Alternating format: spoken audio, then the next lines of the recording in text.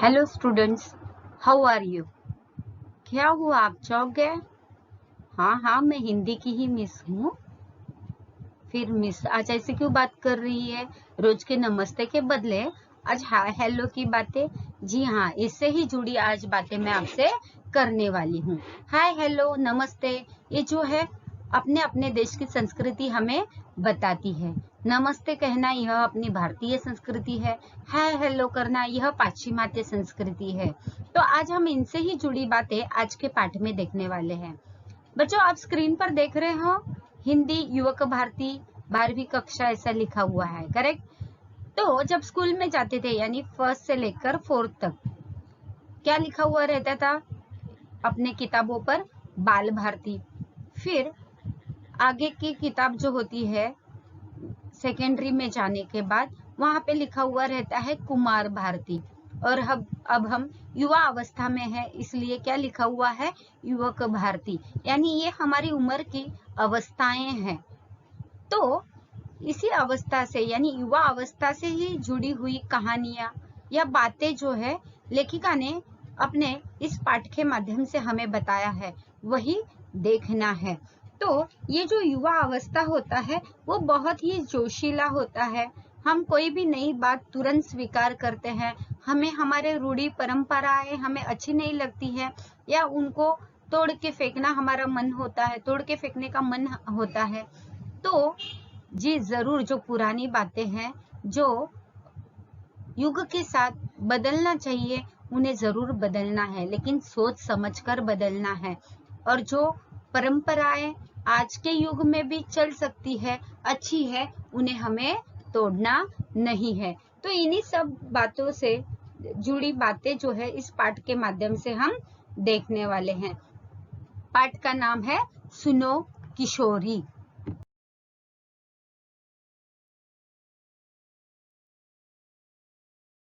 लेखिका है आशा रानी ओहरा। अब हम देखते हैं लेखिका का परिचय। लेखिका का जन्म जो है 7 अप्रैल 1981 को हुआ।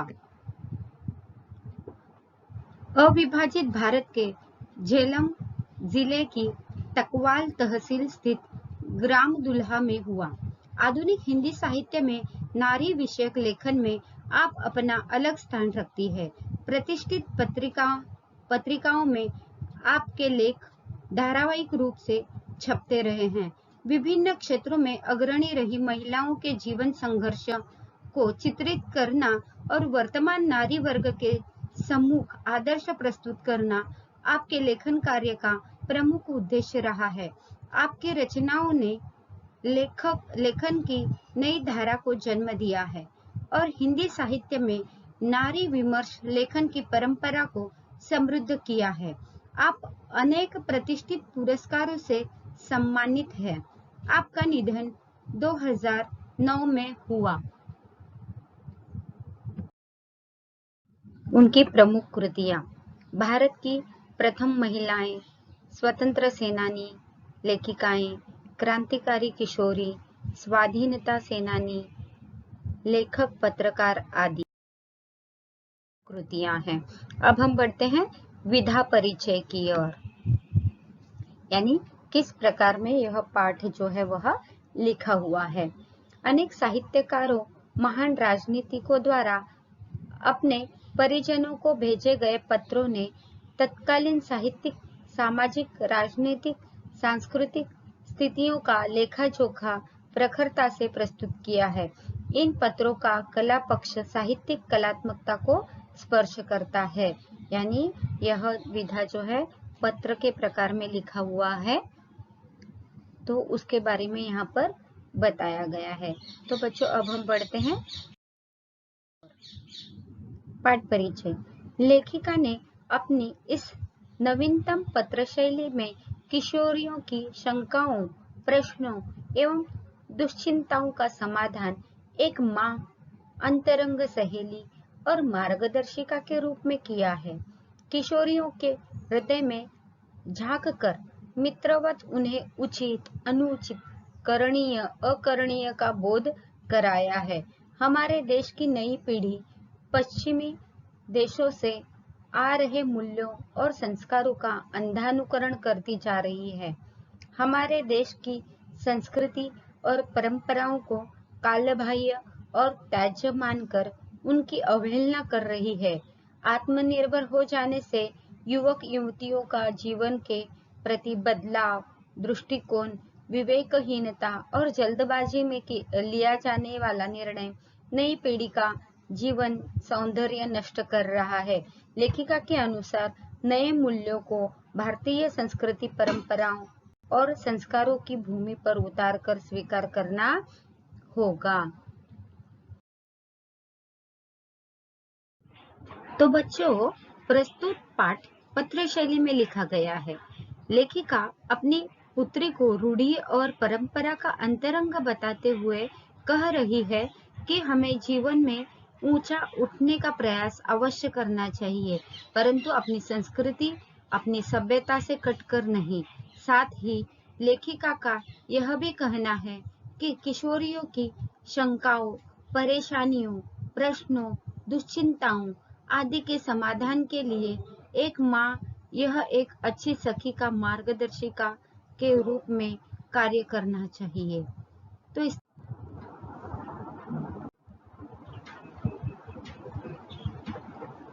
लेखिका की पुत्री सुगंधा की किशोरी सखी रचना ने अभी कॉलेज में प्रवेश लिया है।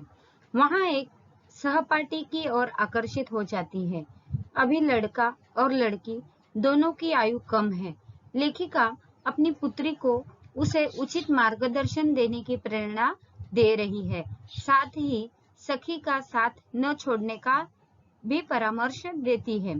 किशोर अवस्था में बच्चे अपने साथियों पर कहीं अधिक विश्वास करते हैं। तो क्या होता है, कई बार जो है हम अपनी माता पिता से अधिक अपनी जो सहपाठियां होती है, अपने जो मित्र होते हैं, उन पर ज्यादा भरोसा करते हैं, उनकी कई बात को हम मानते हैं। तो इसी बात को यहाँ पर लेखिका ने बताया है।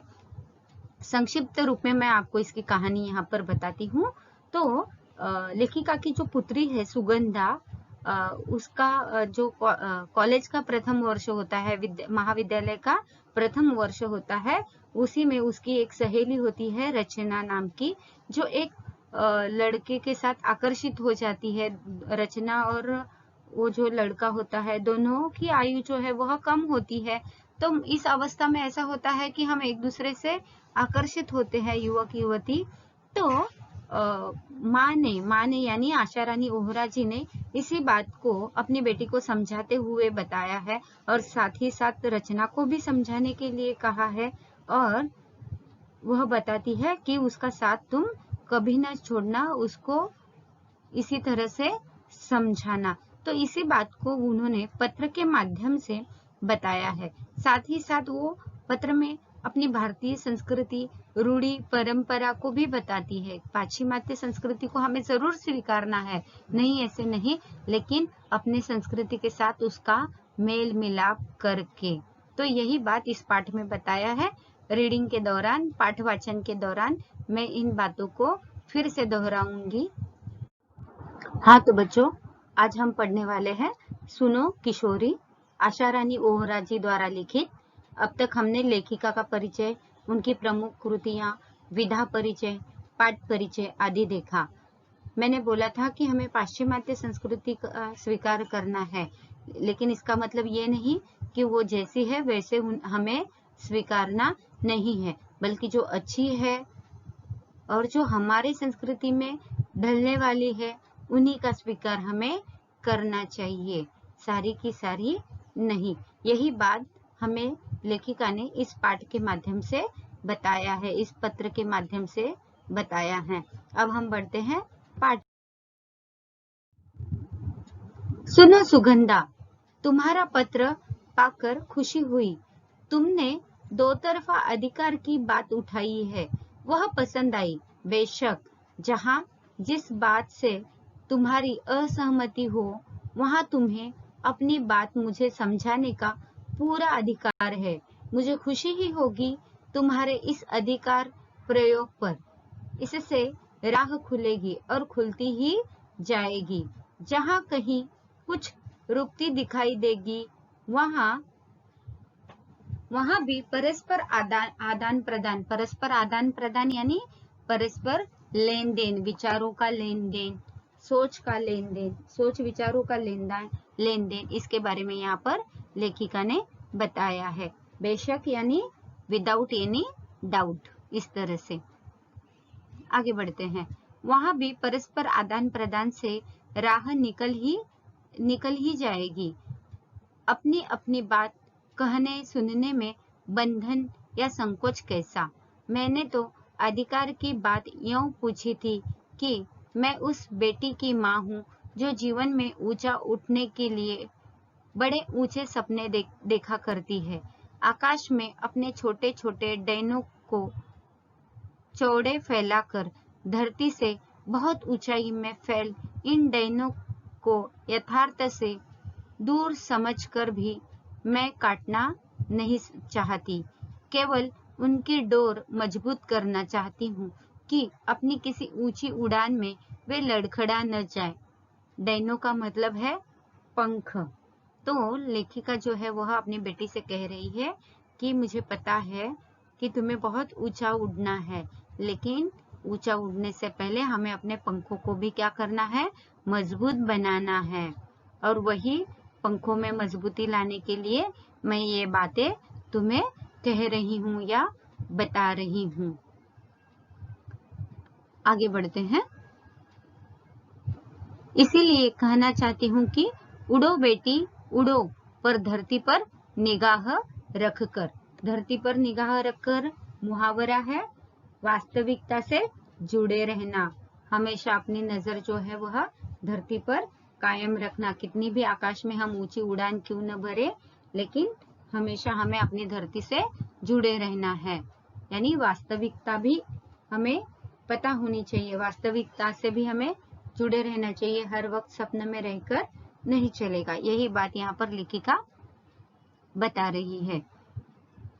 कहीं ऐसा न हो कि धरती से जुड़ी डोर कट जाए और किसी अनजाने अवांछित स्थल पर गिरकर डैन क्षत विक्षत हो जाए।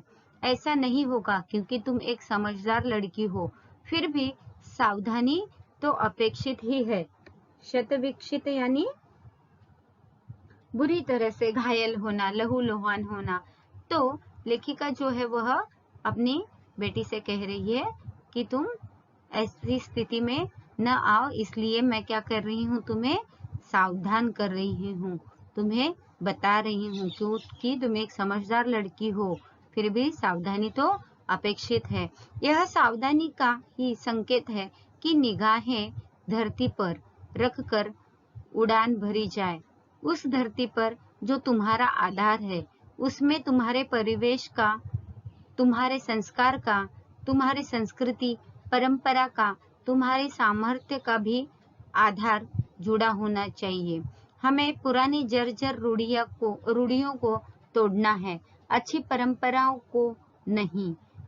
परंपरा और रूढ़ी का अर्थ समझती हो ना तुम? नहीं तो इस अंतर को समझने के लिए अपनी संस्कृति का आधार जो है वह तुम्हें लेना है। जर्जर का अर्थ है पुरानी, जर्जर का अर्थ है पुरानी, जो कमजोर वो और बेकार हो गई है ऐसी। रूढ़ी यानी अटूट, न टूटने वाली जो होती है वह। अब हम आगे बढ़ते हैं।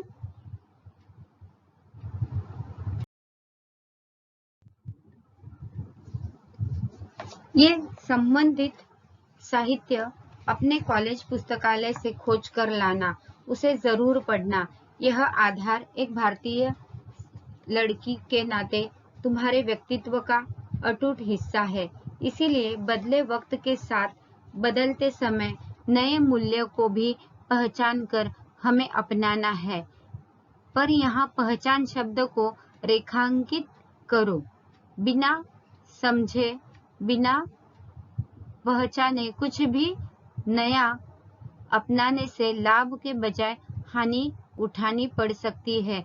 तो इस यहाँ पे लेखिका बता रही है कि अपनी बेटी को सुनंदा को कि तुम क्या करो, अपने संस्कृति को जो है वह उसकी संबंधित साहित्य जो है कॉलेज के पुस्तकालय से खोजकर उन्हें लाना है और उसे जरूर पढ़ना है, ताकि यह हमारी भारतीय संस्कृति तुम्हारे व्यक्तित्व को निखारेगी और तुम्हें अपना पहचान जो है वह दे देगी। और पहचान शब्द को रेखांकित करो, बिना समझे बिना पहचाने कुछ भी नया अपनाने से लाभ नहीं होगी, उससे क्या होगा, हानि ही होगा।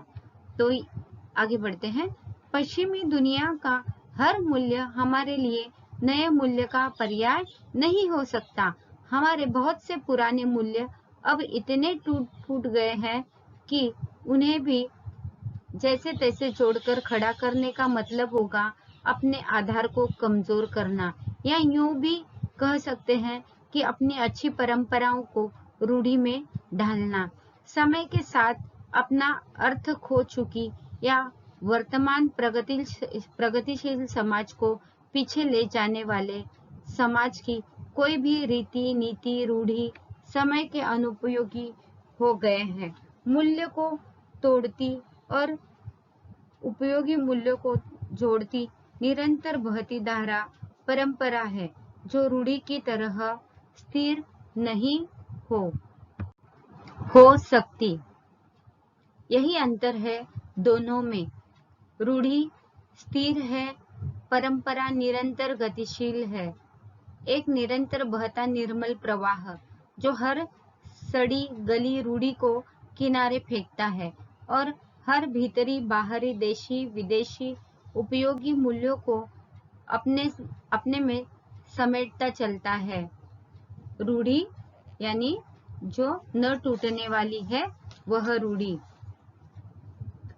आगे बढ़ते हैं। इसीलिए मैंने पहले कहा कि अपने टूटे फूटे मूल्यों को भरसक जोड़कर खड़ा करने से कोई लाभ नहीं। आज नहीं तो कल वे जर्जर मूल्य बहरा कर गिरेंगे ही। जर्जर यानी जो कमजोर हो चुकी है, बेकार है। हमने पहले भी यह शब्द देखा है।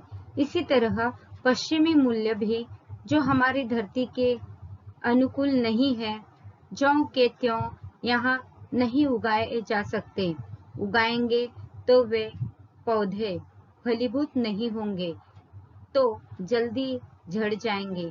वे फल हमारे किसी काम के नहीं है। यानी लेखिका बता रही है कि पुराने पाश्चिमात्य भी जो मूल्य है वो झोंके तो हमारे यहाँ पे लेकर नहीं चलेंगे। वह लेंगे तो भी वह ज्यादा दिन नहीं टिकने वाले, वो फलीभूत नहीं होंगे, उनका कोई फल अच्छा नहीं मिलने वाला है, बाद में वह टूट ही जाएंगे। मुझे लगता है पत्र का यह अंश आज तुम्हारे लिए कुछ भारी हो गया। बेहतर है अपनी संस्कृति व परंपरा को ठीक से समझने के लिए फुर्सत के समय इससे संबंधित साहित्य पढ़ना, इसीलिए कि यह बुनियादी जानकारी हर भारतीय लड़की के लिए जरूरी है, जिससे वह अपनी धरती, अपनी जड़ों को अच्छी तरह पहचान सके। यहाँ तुम्हारी सहेली रचना के संदर्भ में यह प्रसंग इसीलिए कि वह इस सीमा रेखा को नहीं समझ पा रही है। एक रचना का ही संघर्ष नहीं है, यह एक पूरी पीढ़ी का संघर्ष है। नई पीढ़ी पुराने मूल्यों को तो काट फेंकना चाहती है, पर नए मूल्यों के नाम पर केवल पश्चिमी मूल्यों को ही जानती पहचानती है। कहे उधार लिए मूल्यों से ही काम चला लेना चाहती है। नए मूल्यों के निर्माण का दमखम अभी उसमें नहीं आया है। सुनो, नए मूल्यों का निर्माण करना है तो नए ज्ञान विज्ञान को पहले अपनी धरती पर अपनी सामर्थ्य और अपनी सीमाओं में से ही उसकी पगडंडी काटनी होगी। यह पगडंडी काटने का साहस ही पहले जरूरी है। नई चौड़ी राह उसी में से खुलती दिखाई देगी।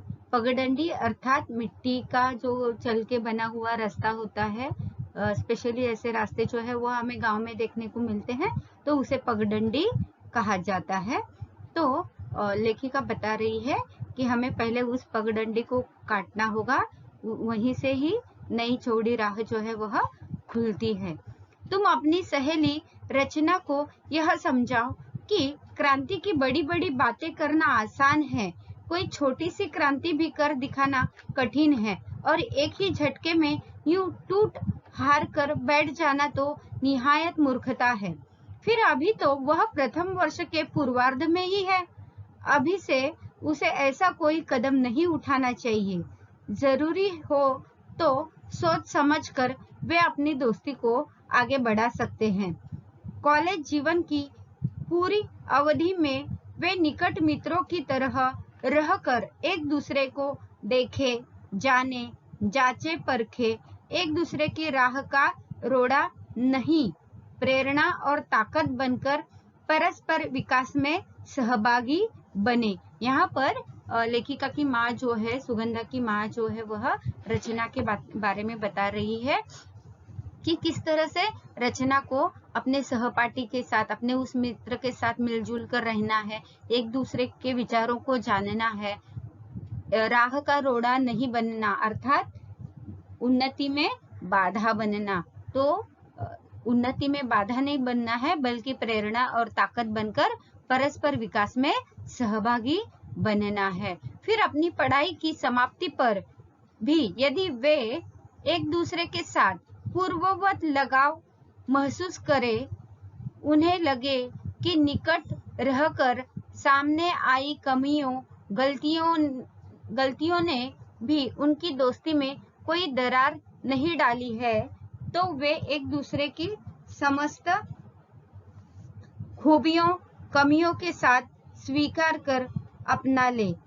उस स्थिति में की गई यह कथित क्रांति न कठिन होगी न असफल। इस तरह से एक दूसरे को जानकर, परख कर और बाधा न बनकर बल्कि ताकत और परस्पर विकास का सहभागी बनकर क्या करना है, आगे बढ़ना है।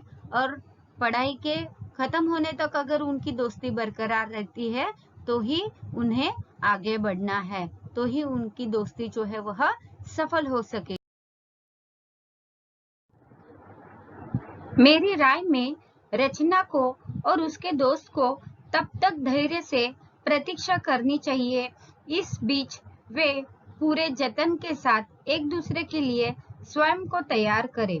बिना तैयारी के जल्दबाजी में पढ़ाई के बीच शादी का निर्णय लेना केवल बेवकूफी कही जा सकती है, क्रांति नहीं। ऐसे कथित क्रांति का असफल होना निश्चित ही समझना चाहिए। इतनी जल्दबाजी में तो वह किसी छोटे से काम के लिए उठाया कोई छोटा सा कदम भी शायद ही सफल हो। यह तो जिंदगी का अहम फैसला है। मैं समझती हूँ रचना की इस मूर्खतापूर्ण क्रांति में उसकी सहायता न करने का तुम्हारा निर्णय एक सही निर्णय है, पर तटस्थ रहना ही काफी नहीं है। यदि रचना सचमुच तुम्हारी प्यारी सहेली है तो उसका हित अहित देखना भी तुम्हारा काम है, उसमें हस्तक्षेप करना भी। पर रचना को इसके लिए दोष देने व उसकी भर्त्सना करने से भी बात नहीं बनेगी, बिगड़ जरूर सकती है।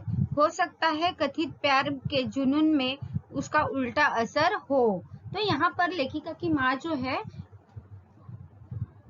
लेखिका जो है वह सुगंधा को बता रही है कि किस तरह से वह अपनी सहेली रचना का साथ जो है वो उसे देना है और किस तरह से उसको समझाना है कि पढ़ाई के बीच जो है वह शादी की बात नहीं करना है। अगर पढ़ाई के बीच शादी करते हैं, वो क्रांति का वगैरह ऐसा बात सोचते हैं तो ऐसा कुछ नहीं होगा, बल्कि यह क्या हो जाएगा, असफल हो जाएगा। इसीलिए पहले वह पूरी पढ़ाई खत्म करे।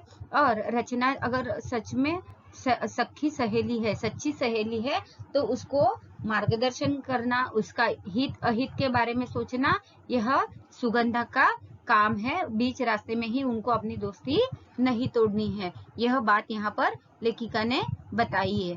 अब हम आगे बढ़ते हैं।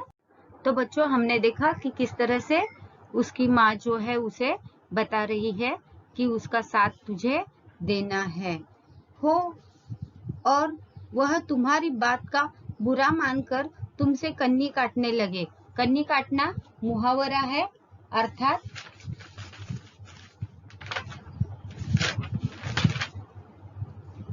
निकल जाना। कमजोर विजय का जरा से काम को क्या कह दिया, झट कन्नी काट ली, यानी निकल जाना, वहां से निकल जाना। आगे बढ़ते हैं। इसलिए संभल कर बात करनी होगी और सूझबूझ से बात संभालनी होगी। दोष अकेली रचना का है भी नहीं, दोष उसकी नासमझ उम्र का है या उसके उस परिवेश का है जिसमें उसे संभल कर चलने के संस्कार नहीं दिए गए हैं। यह उम्र ही ऐसी है जब कोई भावुक किशोरी किसी युवक की प्यार भरी मीठी मीठी बातों के बहकावे में आकर उसे अपना सब कुछ समझने लगती है और कच्ची रोमानी भावनाओं में बहकर जल्दबाजी में मूर्खता कर बैठती है। पछतावा उसे तब होता है जब पानी सिर से गुजर चुका होता है। इस अलहड़ उम्र में अगर वह लड़की अपने परिवार के स्नेह संरक्षण से मुक्त है, आजादी के नाम पर स्वयं को जरूरत से ज्यादा अहमियत देकर अंतर्मुखी हो गई है, तो उसके फिसलने की संभावना अधिक बढ़ जाती है। अपने में अकेली पड़ गई लड़की जैसे ही किसी लड़के के संपर्क में आती है, उसे अपना हमदर्द समझ बैठती है और उसे बहकने की, उसके कदम भटकने की संभावना और भी बढ़ जाती है। लगता है अपने परिवार से कटी रचना के साथ ऐसा ही है। यदि सचमुच ऐसा है तो तुम्हें और भी सावधानी से काम लेना होगा, अन्यथा उसे समझना मुश्किल होगा। उल्टे तुम्हारी दोस्ती में दरार आ सकती है। इस तरह से रचना के बारे में माँ जो है, सुगंधा की माँ अर्थात लेखिका जो है, वह सारी बातें समझ में आ रही है, समझा रही है, बता रही है कि किस तरह से इस किशोर अवस्था में युवक युवतियों से गलतियां हो जाती है और अगर परिवार से और भी वह अंतर्मुख हो गई है तो क्या होता है, बाद में पछताना न पड़े, इसीलिए तुम उससे दूर नहीं रहना, उसे समझा बुझा कर उसे क्या करना है, इन सब बातों से बाहर निकालना है। एक अच्छी सहेली के नाते तुम उसकी पारिवारिक पृष्ठभूमि का अध्ययन करो। अगर लगे कि वह अपने परिवार से कटी हुई है तो उसकी इस टूटी कड़ी को जोड़ने का प्रयास करो। जैसे तुम मुझे पत्र लिखती हो, उससे भी कहो वह अपनी माँ को पत्र लिखे।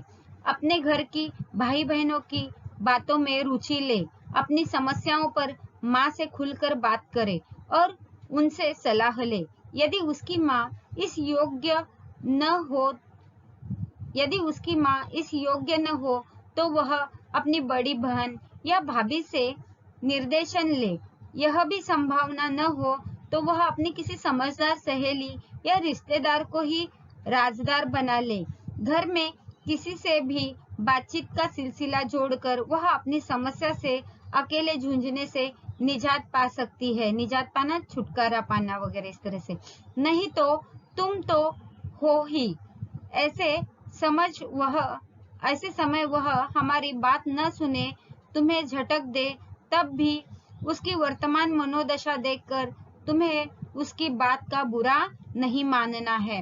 उसका मूड देखकर उसका मन टटोल और उसे प्यार से समझाओ। इस तरह से माँ जो है, सुगंधा की माँ अर्थात लेखिका जो है, वह बता रही है कि किस तरह से वह एक सहेली होने के नाते, सुगंधा एक रचना की सहेली होने के नाते रचना के परिवार की पृष्ठभूमि जो है वह समझ ले, उसके घर का वातावरण कैसा है तो उसे बता दे। माँ के साथ जिस तरह से सुगंधा अपनी माँ से पत्र लिखकर बात करती है, उसी तरह रचना को भी अपनी माँ से पत्र लिखकर बात करे। अगर माँ से नहीं तो घर में कोई ना कोई सदस्य होगा जिसके साथ वह खुलकर बात कर सकती है और अपने राजदार बना सकती है। तो यही सारी बातें माँ जो है वह पत्र के माध्यम से सुगंधा को समझा रही है। आगे बढ़ते हैं। एक शुभचिंतक सहेली के नाते ऐसे समय तुम्हें उसे इसलिए अकेला नहीं छोड़ देना है कि वह तुम्हारी बात नहीं सुनती है या तुम्हारी बात का बुरा मानती है। तुम साथ छोड़ देगी तो वह और टूट जाएगी। अकेली पड़कर वह उधर ही जाने के लिए कदम बढ़ा लेगी जिधर जाने से तुम उसे रोकना चाहती हो। यहीं पर तुम्हारे धैर्य और संयम की परीक्षा है। अगर जरूरी समझो तो सहेली के कथित दोस्त या प्रेमी लड़के से भी किसी समय बात कर सकती हो। उसकी मंशा जानकर उससे अपने सहेली को अवगत करा सकती हो या आगाह कर सकती हो। यदि तुम्हें लगे कि लड़का निर्दोष है, निश्चल है, अपने प्यार से सच्चा या अड़िग लगता है, तो दोनों को पढ़ाई के अंत तक प्रतीक्षा करने और तब तक केवल दोस्त बने रहने का परामर्श दे सकती हो। पर यहाँ भी तुम्हें सतर्कता बरतनी होगी। रचना को विश्वास में लेकर दोस्ती के दौरान उससे कोई गलत कदम न उठाने का वायदा लेना होगा, वरना दूसरों की आग बुझाते अपने हाथ जला लेना कोई अनहोनी या असंभव बात नहीं। इसीलिए मैंने कहा है, यह तुम्हारी सूझबूझ की भी परीक्षा होगी। और एक बात यह मत समझना कि सलाह केवल तुम बेटी हो इसलिए दी जा रही है। यही सलाह कोई भी माँ अपनी पुत्री को भी देगी। ये बातें बेटा बेटी के लिए समान रूप से लागू होती है। मैं इसके परिणाम की प्रतीक्षा करूंगी। अगले पत्र में जानकारी देगी ना। तो इस तरह से माँ जो है बहुत ही खूबसूरती से इस पाठ के माध्यम से जो है सारी बातें जो इस उम्र में युवा अवस्था में आप विद्यार्थियों को भी जानना जरूरी है और समझना आवश्यक है, यही सारी बातें बताई है। कहीं ना कहीं आपको इस पाठ के बाद में या पाठ सुनने के बाद में महसूस हुआ होगा कि आप भी इस वातावरण से जा चुके हैं। ना ही केवल आप ही बल्कि आपके दोस्त वगैरह, हर बात आपके साथ ही होनी चाहिए वगैरह ऐसा कुछ नहीं है, बल्कि हमारे आसपास रहने वाले लोगों में भी हम ये सारी बातें जो है सखी सहेलियों के बारे में, युवक हो या फिर युवती हो, तो यही सारी बातें जो है वह लेखिका ने इस पाठ के माध्यम से समझाया है। आशा करती हूँ आपको यह पाठ समझ में आया होगा और अगर कुछ दिक्कत है तो आप मुझसे पूछ सकते हैं। आज हमने अपना 8वां पाठ सुनो किशोरियों यह समाप्त किया है। धन्यवाद।